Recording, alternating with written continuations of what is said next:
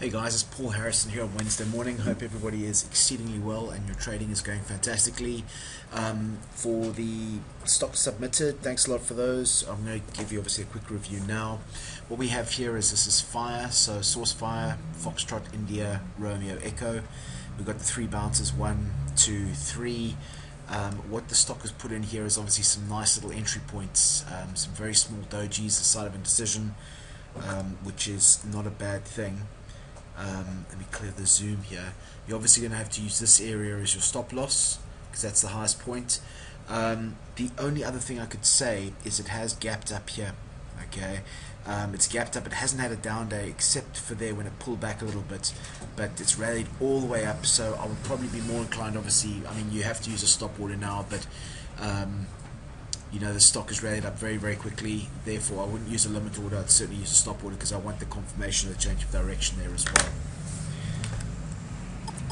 Then we have MSCC.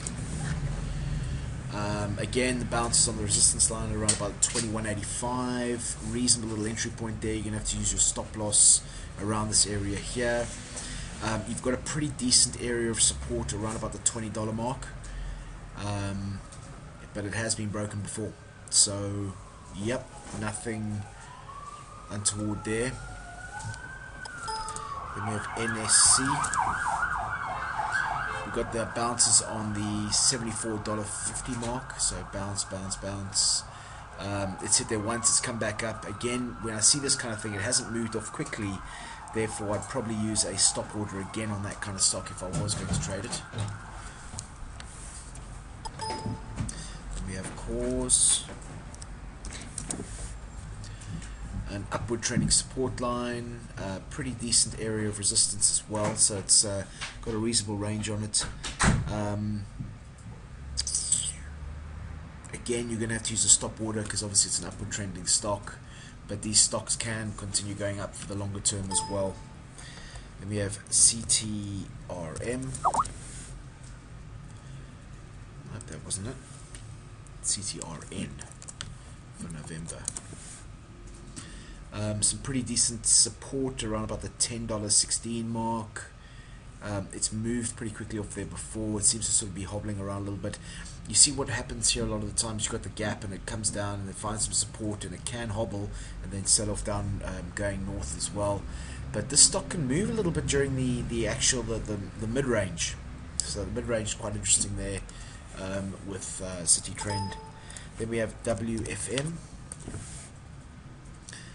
And WFM, we have some area of support around about the $82.50 mark. Again, a stock that's gapped down. It's found some consolidation and rallied a little bit more up. I would say it's not near ready to trade at the moment. It'd have to come down to that support line.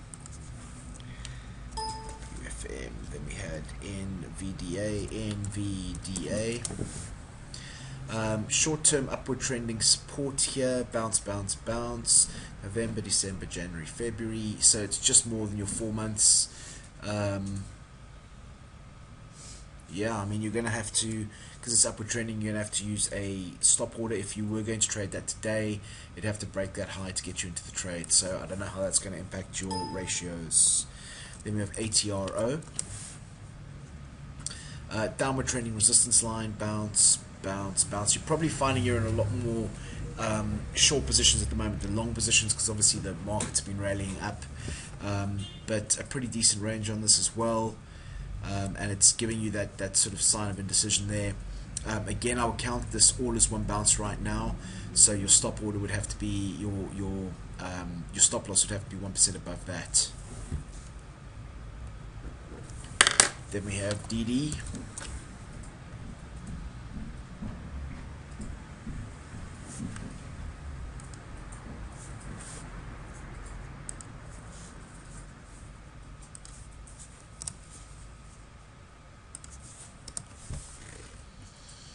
Okay, and bounce, bounce, bounce. It's come down to, well, it's come up to that resistance line.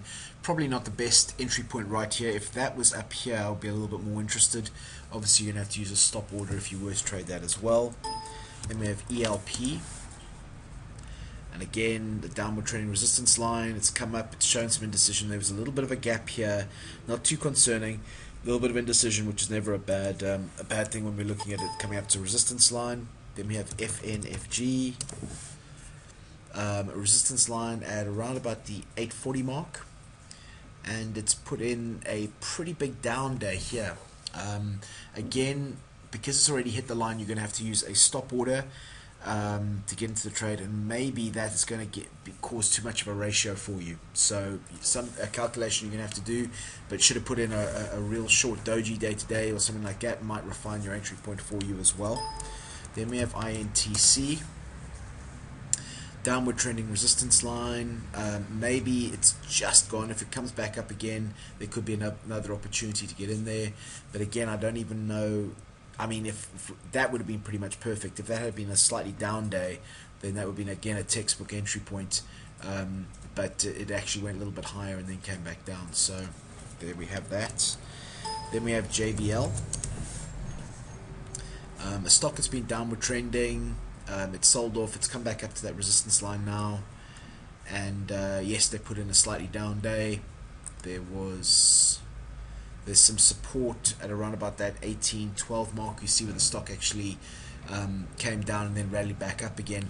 So if that support line continues to hold, it'll be interesting to see, because what you see here is sort of a wedge forming, and what we generally find is a pretty aggressive breakout one way or the other.